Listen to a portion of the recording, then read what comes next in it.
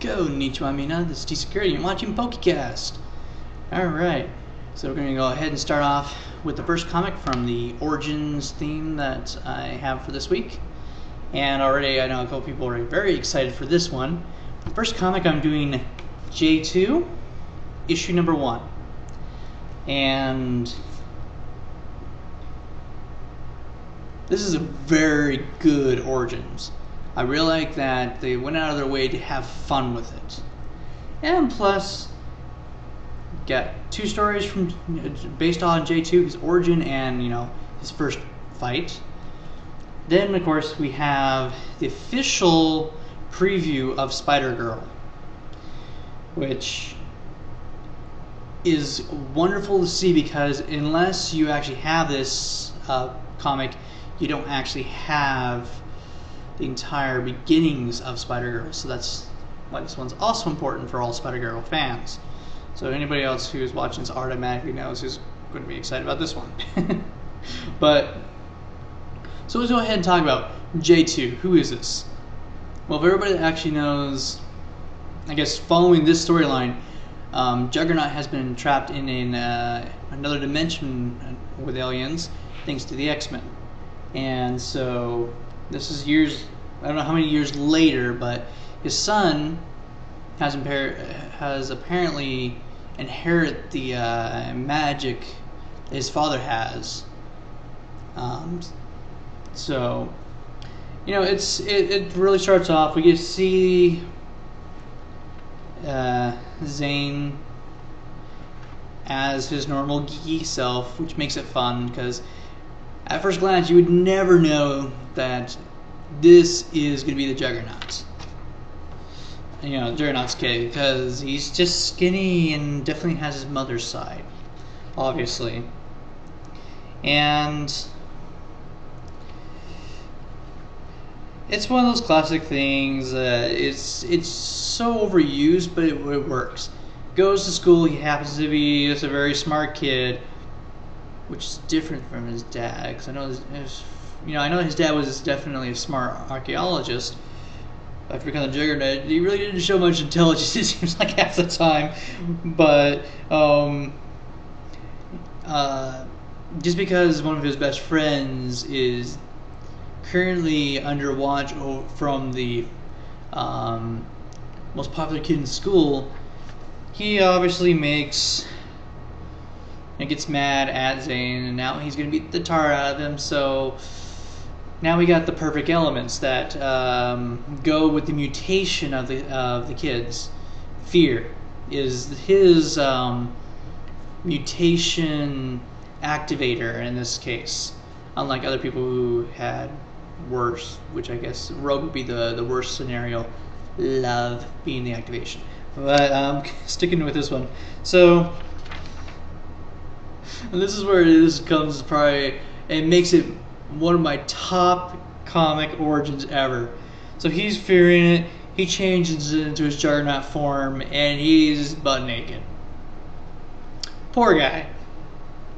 And just because, when you're a geek who's, always being picked on, and then something like this happens, it's like, whoa, sweet. He doesn't do the other otakish thing, which otakus would have done, would be like, sweet! Well, he does have that moment, but then he totally freaks out, cries mama, and starts running because he's just, I don't know if he's excited, scared, or what. I guess he just got afraid. Runs right through the wall. And into the women's high school volleyball practice, into the gym, where there's the whole team of volleyball girls right there.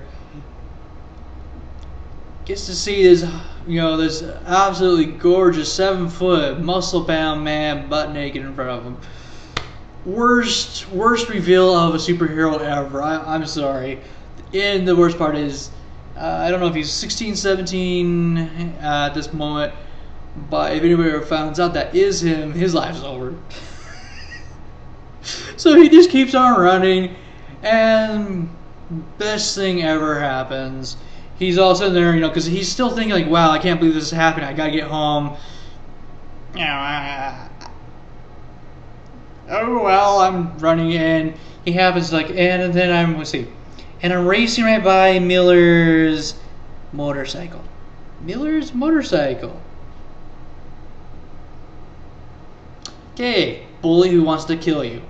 You have the Juggernaut's power. What do you think he does to the bike? Yeah, smash. Karma sucks, doesn't it? So it goes from there, and then he goes in. Finally, gets his costume all made. And unlike other superheroes that really they copy their parents a lot, he does use his father's costume as a base note. Spider-Girl definitely used her father as well. It made sense. Why not copy Dad's costume or use Dad's costume, then make my own costume? All that. This is very neat because he actually finds his dad's shirt, ties around his waist, using it as a symbol to show, okay, this is my dad's. I still remember my dad. I still love my dad. Hopefully he will come home out of that alternate dimension, because that's what Mom would like. And that's really cool to see that he has a personal thing. Now the next whole comic story in here is all about him actually fighting for the first time, showing off what he gets, and he actually doesn't do too bad, which is really nice. Because I don't have a whole lot of time and I like to keep comics in one thing, I'll leave that one to you. The only thing I'm going to end with is the ending of that next story is epic and classic. The only thing I will mention about the ending is at the very end you have the Uncanny X people who think the real Juggernaut's back, so they're going to go and take care of him.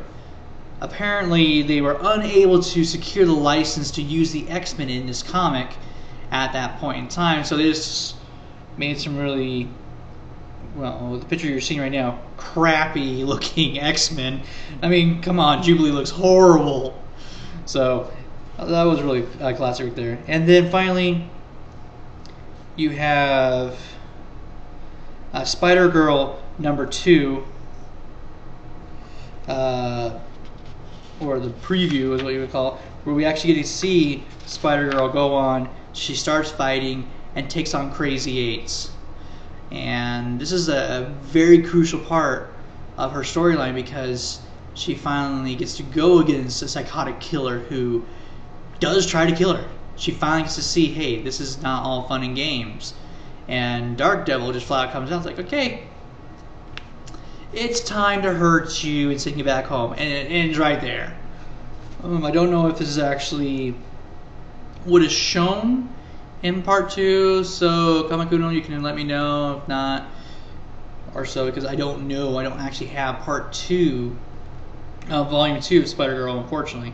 But it's very crucial because if it does not, then this is one of those comics that if you are a Spider-Girl fan, you have to pick up to at least see that preview of what's going on. If it is only featured in here, then continued in part 2, because that, in all honesty, is cool.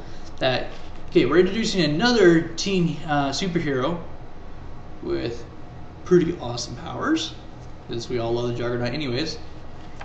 And then they introduce, in the show, oh, here's Spider-Girl, by the way.